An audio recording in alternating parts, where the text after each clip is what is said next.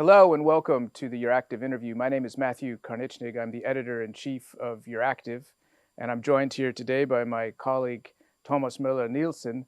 And we have as a very honored guest the new ambassador to the EU from the United States, Andrew Puzder. Sir, welcome and thank you for coming in today. Thank you, Matthew. Pleasure to be here. So you've just recently arrived in Brussels. Brussels, I think, doesn't have maybe the best reputation in a lot of circles in Washington and beyond. How have you found it so far? It's been great, really. I've been saying, I don't know what everybody complains about the weather. It's been beautiful for the month I've been here. Although it's gray sky outside. Yeah, right gray. now. Yeah, well, it's been great the last couple of days, but it actually was sunny for a lot of the last 3-4 weeks. As a guy who ran a company that had two popular burger chains in the United States, Carl's Jr. and Hardee's, it's nice to be in the home of French fries. So it was a real appeal here. Are you a fan of the French fries here? Yeah, No. I love the food here. So far, my wife and I have both been very happy with the food. It's been great. You got to try Quick, which is the Belgian Hardee's. Back in 2013, I was running CKE restaurants then. We had about 4,000 restaurants worldwide, and Quick came up for sale. We didn't have a lot of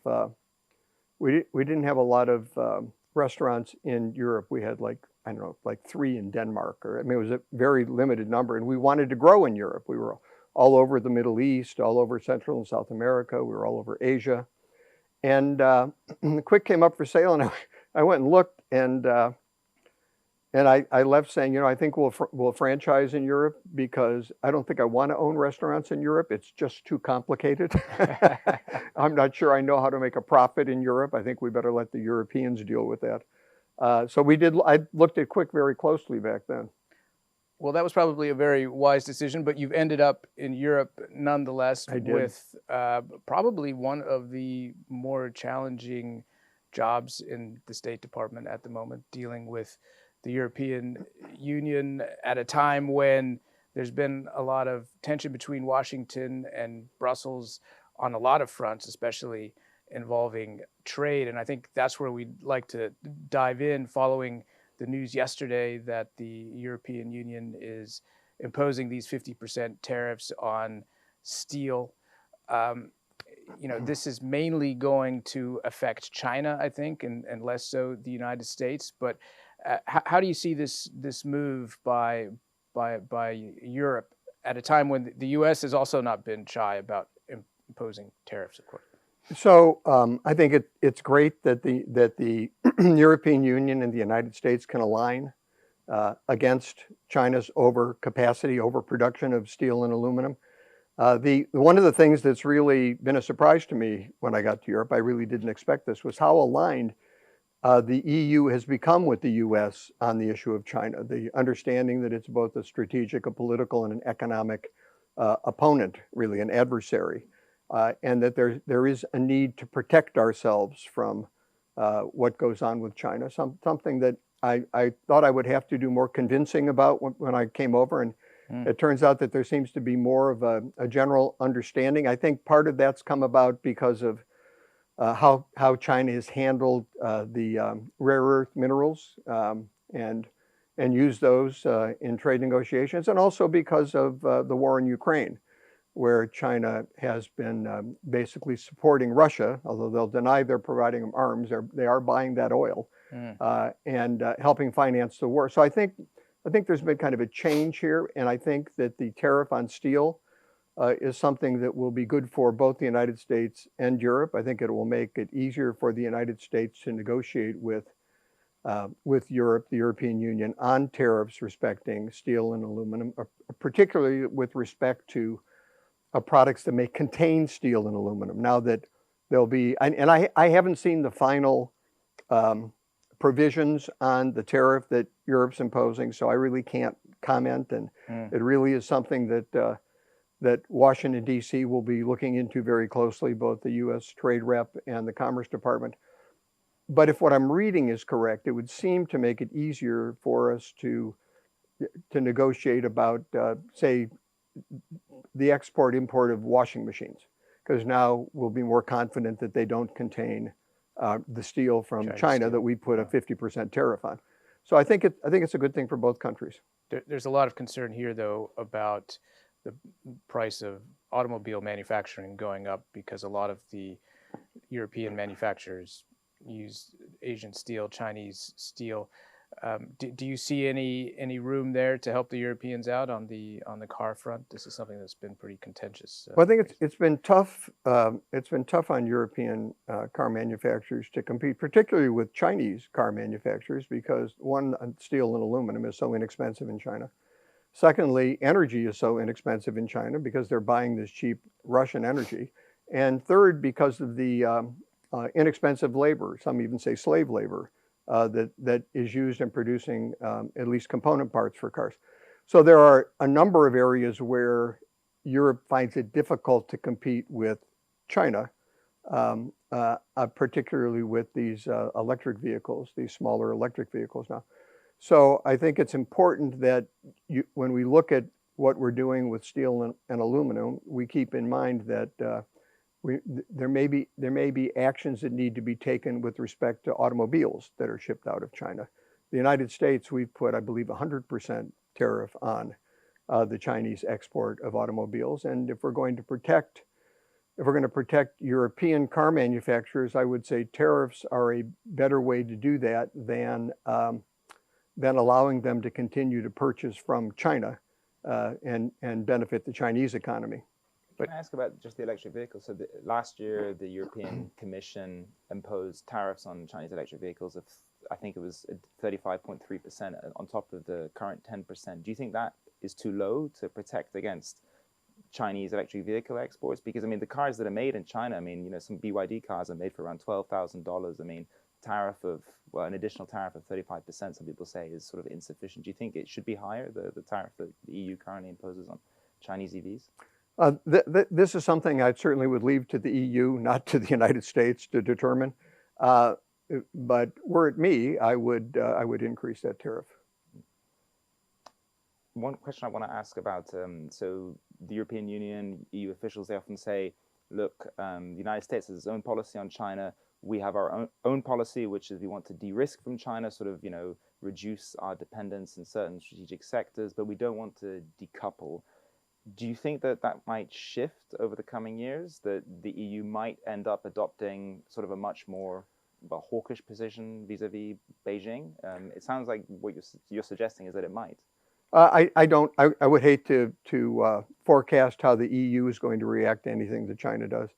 I think it's in our strategic economic interests, the United States and the European Union, to take actions to prevent the mercantilist policies that China often engages in, and their willingness to use their economic clout to take advantage of other countries that don't have that clout. I think we need to protect ourselves, and I think the EU needs to protect itself just as much as the United States. Whether that will happen, things work differently here than they do in the United States, so I can't tell you whether it will happen. I can tell you that I think it's probably a good thing. You said you feel that Europe is maybe more aligned with U.S. policy on China than you expected, but we're also hearing people like President Macron in France and other European leaders saying that, you know, Europe should try to improve its trade relations with China now because of the actions of the United States towards Europe. I mean, is there still a lot of tension within Europe on this question, do you think? Or which way do you think the argument is moving as somebody who speaks to all this? Well, of course, you've got really two things going on here. One is you have 27 sovereign nations, and you're going to have 27 different opinions on just about every issue. I think the beauty of the European Union is it tries to consolidate those opinions into an effective policy. And when I would say I thought there was more alignment, and I didn't mean we were perfectly aligned. What I meant was we were more aligned. The EU's policies and approaches were more aligned with the United States than I expected them to be. Where they'll go forward, you know, this is, again, it's all 27 members are 27 sovereign nation leaders are on the European Council, and I think the Council will set the direction. I just think we've moved a little closer on this, and I think it's been good for both nations. Both, when I say nations, EU has aspects of being a sovereign nation and also doesn't have aspects, but I'll refer to it as a nation here. And I think it's been good for the EU and the US. Can I ask about relations with Russia? Because it seems that there's much less alignment between the EU and the United States than there is over China. I mean, how do you see the future of US-Russian relations going forward, and how do you see EU-Russian relations going forward? I mean, do you think that there will be sort of a divergence, that the US might seek to, if the war in Ukraine ends, that the US might seek to sort of normalize relations with Russia and the EU won't? Or, I mean, how do you see this playing out? Well, I don't see the U.S. commitment to NATO diminishing. I think the U.S. is committed to NATO, and I think we will be committed to NATO. I think the relationship with the U.S. improved substantially when all 27 countries agreed to go to 5% of GDP to cover defense spending. I think that was a big move by the European Union, and I think the administration in the United States recognized that. I think President Trump was very pleased with that. It showed a real commitment to that the United States would not have to carry the burden that it had been carrying in the past. Your problem right now in the EU, it appears to me, is that you have the Eastern nations who are very, very concerned about Russia. And as you get further west and south, they become a little less concerned. Not that they're unconcerned, but you've got sort of a division within the EU as to what direction to take. I do think the war in Ukraine has been a wake-up call, even for people in the west and south portions of Europe, that Russia is something, is a country that needs to be watched very carefully.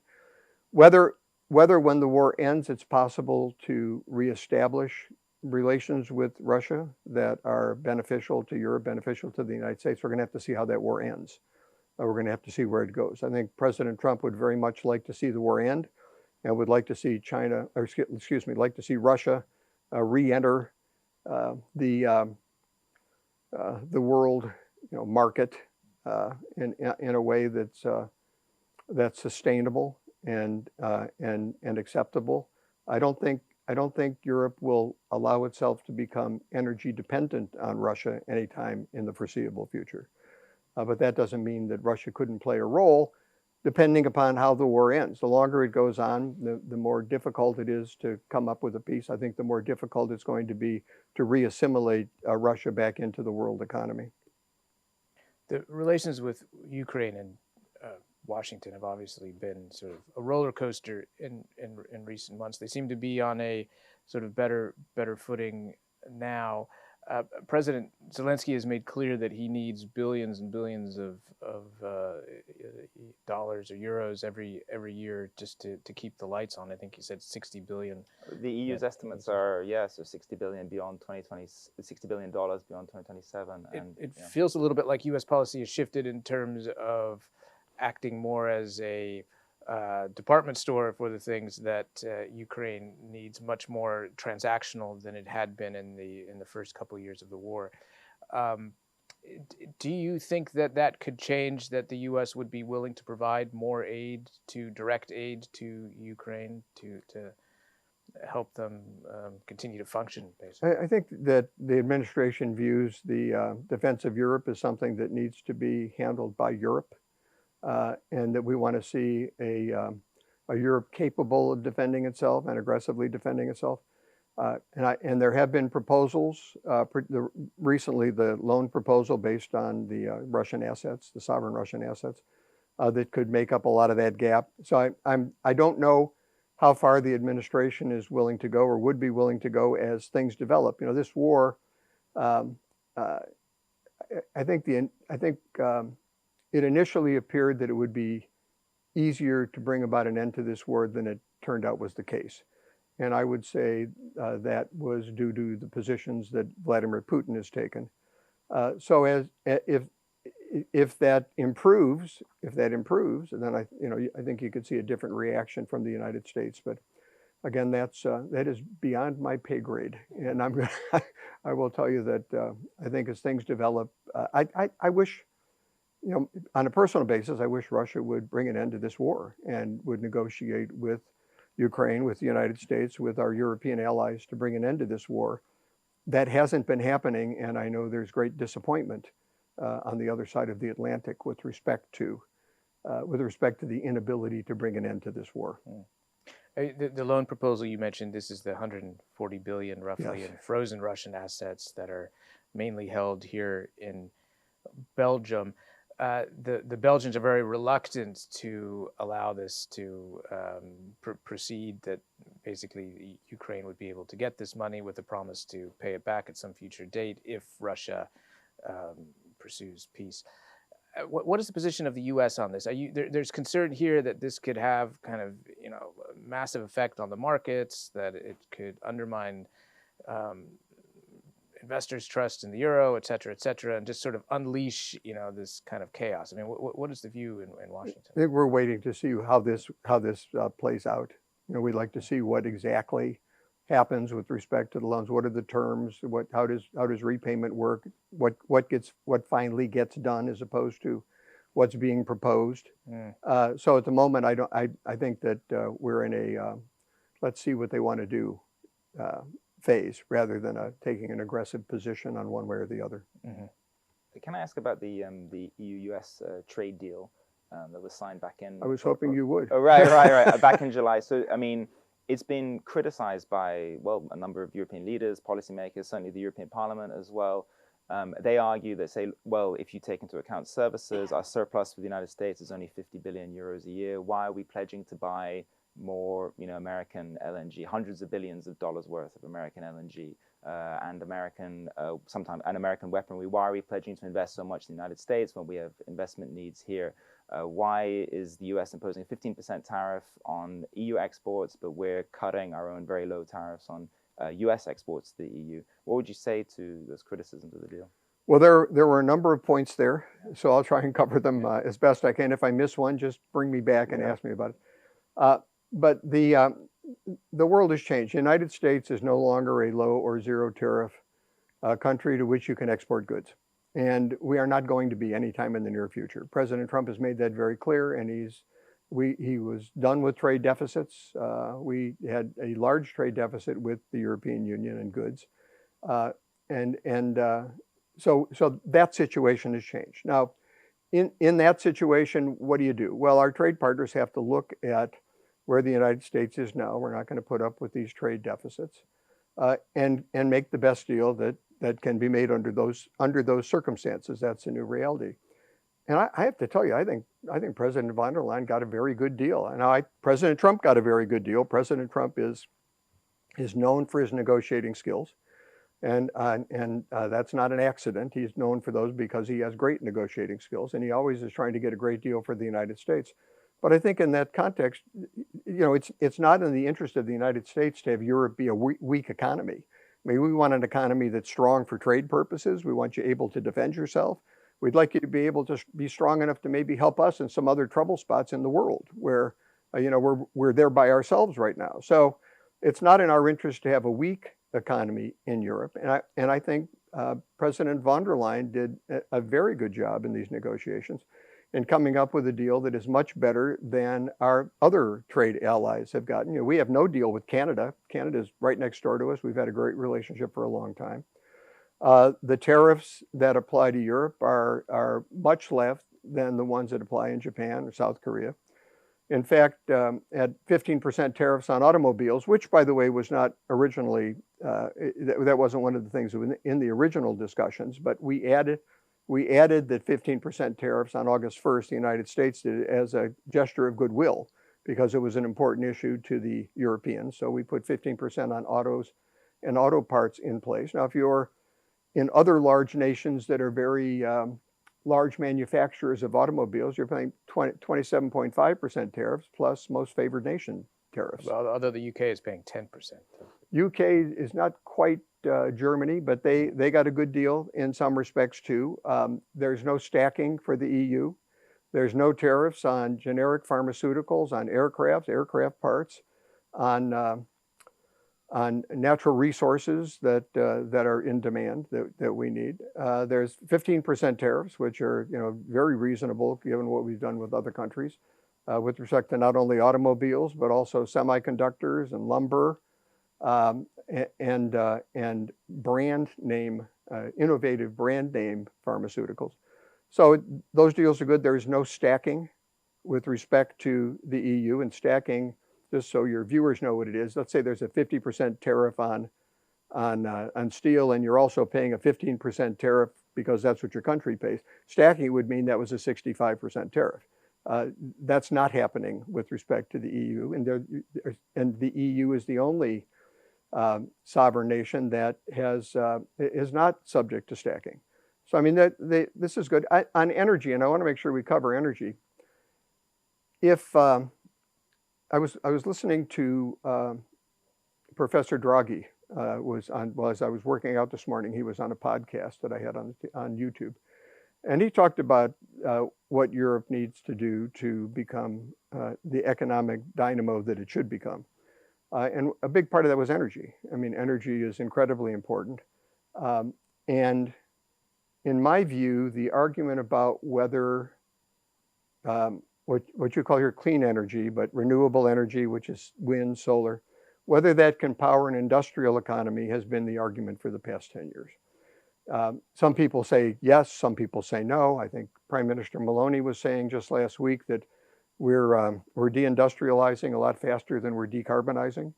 And the question is whether or not those forms of energy would be sufficient to stop the deindustrialization in Europe.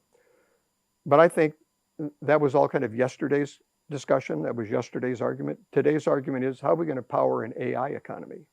Where are you going to come up with the electricity to run the vast demands of these databases that you need for AI economy? You know, with the old software, you used to think once, right? You'd buy something, it'd put it in your computer, it just thought one time. By definition, AI economy, the computers are thinking all the time. It's constant thought, and it's a constant power requirement. So China and the United States are vastly increasing their ability to generate electricity. China, through every possible means that it can come up with, whether it's wind, solar, coal, oil, whatever they can generate electricity with. The United States, we're obviously using natural gas to a great extent, but also we'll use coal, we'll use nuclear, and nuclear is going to be, I think, big for both Europe and the United States. Problem with nuclear is that it takes 10, 15 years to get a plant up, and even the modular plants are going to take some time, and we've got to really come up with get to the point where we can show that they're working in the grid, that they're tied into a grid. So there are real energy demands on the European economy, which have now increased, not just whether we're going to deindustrialize, but whether we're going to be part, as Europeans need to ask themselves, are we going to be part of this AI economy? That's going to take a lot of energy. And so I think when you commit to buy $750 billion in energy, it's also a commitment on our part to sell you $750 billion in energy. Right. You should have gone for $1 trillion because you're going to need the energy. So I think that also was a very good deal. As far as investing in the United States, I would point out that the $600 billion that's going to be invested is private sector money. For Japan and South Korea, that's government money. That's taxpayer money. That's not private sector money. So you've got private sector money that's getting invested, not EU funds or the funds of the 27 sovereign nations. And you've got a commitment by us to supply energy, which you need. And you've got some of the best tariffs that are out there. So I think, like I say, I think President Trump did a very good job for the United States. It was time to realign what was going on. We're no longer that zero low tariff nation. And in that context, he got a great deal for the United States, moved in the direction he wanted to move. But Europe, as really our largest trading partner, also got a very good deal. And we think the European economy, if this deal is approved, then I would strongly encourage Parliament to get the framework approved as soon as it can. I think it'll be very much to benefit of the EU and the United States. Just quickly on the energy piece, and I realize you've only just recently arrived, but do you sense any kind of shifting in the position of the Europeans on the energy mix? They obviously were very wedded to renewable energy. A country like Germany phased out nuclear energy. It's really reduced coal quite dramatically, although that's been going up a little bit in recent years. As you say, consumption of energy is far outpacing, the ability to compensate that with renewable energy. Yeah, I think President Trump has warned that, in his view, that countries that embrace renewable energy to such a degree are kind of doomed. We'll just let that stand. But do you sense that the Europeans are shifting? Sticking with that for a second, he also said, "Don't depend on Russian oil." Right. And got laughed at. He also said immigration is going to be a problem for you if you don't stop the illegal immigration. And now we're seeing the big shift in Europe on immigration. Yeah. His warning on energy, I think it's just rational. You need energy. Right. And we have liquid natural gas, which is a clean burning carbon fuel. Now, some people would say it's just the cleanest burning carbon fuel, but it is a clean burning, relatively clean burning carbon fuel. It certainly has reduced the carbon emissions in the United States, which we've produced more electricity, but lowered our carbon emissions. It's something that you could do here that I think it's something that's important for Europe to do. And I do think there is, at least in some segments, like I say, you got 27 countries, you got 27 opinions, and not every country even has the same opinions in that country. So you've got a lot of different opinions out there, but there are some people who are saying, look, we need to be realistic here. We can't have the electricity grid shutting down. We can't keep deindustrializing where people losing their jobs. People's incomes are going down, GDP is going down, GDP per capita has gone way down. We need to do something to stop this, and to do that we need to get our regulatory framework in place that protects what we need to protect, but also doesn't hurt businesses.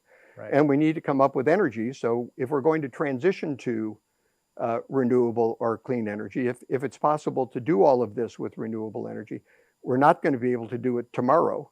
And if we're going to get to the point where we can do it, we've got to come up with a fuel that gets us there. And I think probably nuclear, which is going to take a little time to get up, combined with LNG, is a rational way to go. Now, I don't make these decisions for the European Union. You're just asking what I think, and I believe I think that's a rational path.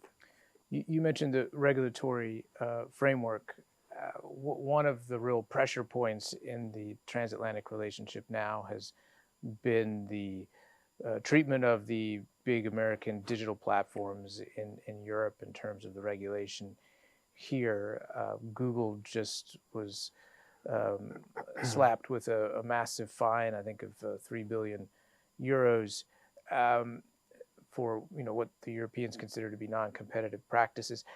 How do you see this kind of piece of the relationship playing out? Because the Europeans like to see themselves as kind of the regulators of the world. They want to set the standards on these regulations. Now, they haven't been as innovative in a lot of these fields, or really any of these fields, but they do come in and say, okay, well, we want to set the standards for the digital world. Do you think that's realistic, number one, and what does it mean for the transatlantic relationship?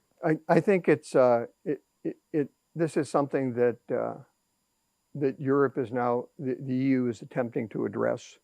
There are a number of what they call omnibus bills out there, which are looking at these regulations and trying to simplify them. I think the deregulation is like Voldemort in the Harry Potter novels. You're not allowed to say it. And I think simplification is the word for deregulation. So they're trying to simplify, although I think President von der Leyen actually said deregulation the other day.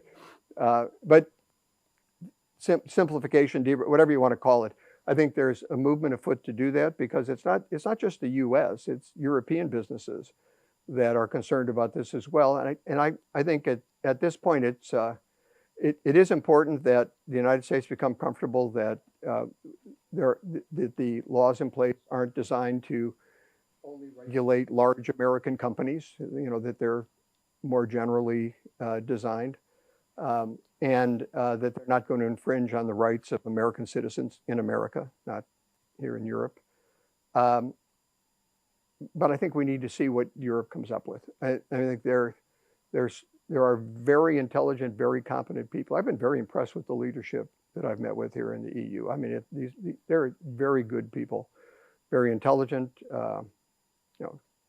charming, competent, got the right idea. Maybe I don't agree with every idea, but the ultimate goals are the same. And I think if the goal is economic growth, again, listening to Professor Draghi this morning and reading his report from a year ago this month, deregulation is very important for Europe. And so it's something I think they're addressing now. And hopefully when they get through this process, we'll have something that makes everybody happy. But of course, we're not going to make everybody happy in Europe or America, but makes most people happy. Maybe we're something we can all live with. But I want to wait and see what happens through that process. But how problematic is this situation with the platforms at the moment? I mean, this is something that came up right at the beginning of this administration, where you had this sort of scene at the inauguration of the big CEOs of the tech platforms there, supporting Trump very openly, and then coming out saying unisono, really, that their biggest problem at the moment is in the EU. Tim Cook was complaining about the tax deal. You know, the Googles and all of these folks Meta were complaining about the DSA and all of this stuff. And it remains unresolved. And they just came in with this big fine. They seem to be ratcheting it up. I was surprised that they didn't use this more in the trade negotiations to get more concessions out of the United States. But it does feel like, you know, this is a tool that they are quite willing to use. Yeah, and we are going to need to work with our European allies to make sure, again, that these laws are not functioning to just regulate large American companies. Now, a big problem is, of course, that the largest companies in the digital sector are American companies. And I think part of that is due to the fact that we have a regulatory environment where those companies can thrive. And you can't compete with those companies by creating a regulatory environment that damages them in particular, and is focused on, you know, your probably your major ally in the world, which is the United States. You know, these laws need to be adjusted so they're good for Europeans, and so they're good for European allies who want to do business in Europe. And I think that they are working on that now, and I'm very hopeful they'll come up with a positive result. It isn't just digital, it's also the Corporate Sustainability Due Diligence Directive and a reporting directive, again, which are subject to these omnibus bills that we're very hopeful, and you know, we're supplying our comments to try and be helpful in this process. We're hopeful that they'll be amended in these omnibus bills in ways that solve the problems that they're creating. I mean, did you see any scope here for direct collaboration between the U.S. and Europe in terms of regulating these platforms? Because some of them, people, I think, could argue, you know, with a lot of merit, are monopolies already. I mean, if you look at the market power of Google in advertising, not just in Europe, but in the United States. I mean, are there any moves here to kind of lock arms and say we need to tackle this together? Well, you had mentioned this fine that Google recently had to pay. What didn't get much press was that the United States Justice Department was working on something very similar with respect to Google. And I believe may have been working with the European Union. So but that's just one fine. That doesn't mean that it's going to solve the overall broader problem. So I think there is a potential to work together. I'd really like to see us work together on the AI Act, the Artificial Intelligence Act. We're working with the UK. We should be working with the EU to come up with something that's unified. I think it's the United States, you know, is leading in that field, and I think if you're going to regulate in that field, you should work with the United States to come up with regulations that work not only for America, but also for the EU. So there are definitely areas where we could and should work together. But over-regulation is a big problem here. The EU is addressing it. We're watching that very closely, and I'm sure we'll have input.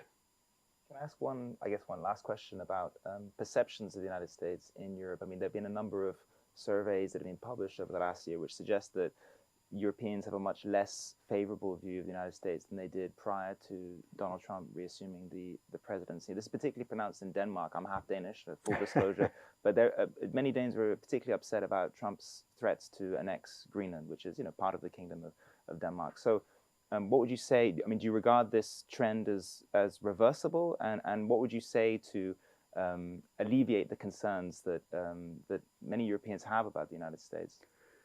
Well, I would hope they give President Trump a chance. I mean, his policies are already having very positive effects across the globe. I think everybody knows that he is an advocate for peace worldwide, in ending wars, ending the carnage and destruction that's been taking place. I think he's put an end to 6 or 7 wars in places that people didn't even know there were wars. But if you did know, if you knew the history of the area, you'd understand how difficult it was to end a war between Cambodia and Thailand, or between Azerbaijan and Armenia. These are fights that go back many, many generations, and President Trump has been able to generate peace. The United States is doing well economically. GDP was 3.8% in the second quarter, and one of the main GDP forecasting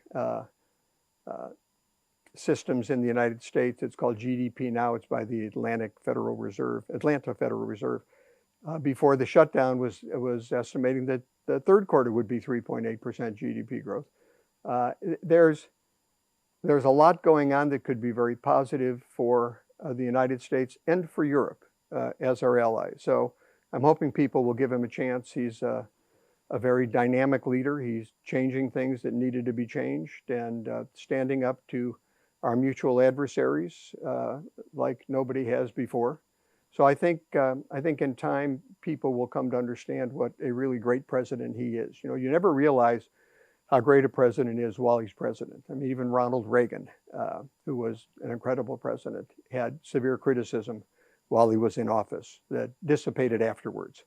And I think we'll find with President Trump, you'll have the same thing. People will look at his record and see the amazing things he's accomplished. And this will be true in Europe as well as the United States. Sir, thank you very much for coming in. My That's pleasure. all we have time for today, especially since the U.S. government has shut down, and I appreciate you still showing up to work. Well, I could be sitting home, but I decided it was better to get out and do some work. So here I am. Well, thank you for being here, and good luck in Brussels. Thank you. Thank you. It's been a pleasure to be here. Thank you.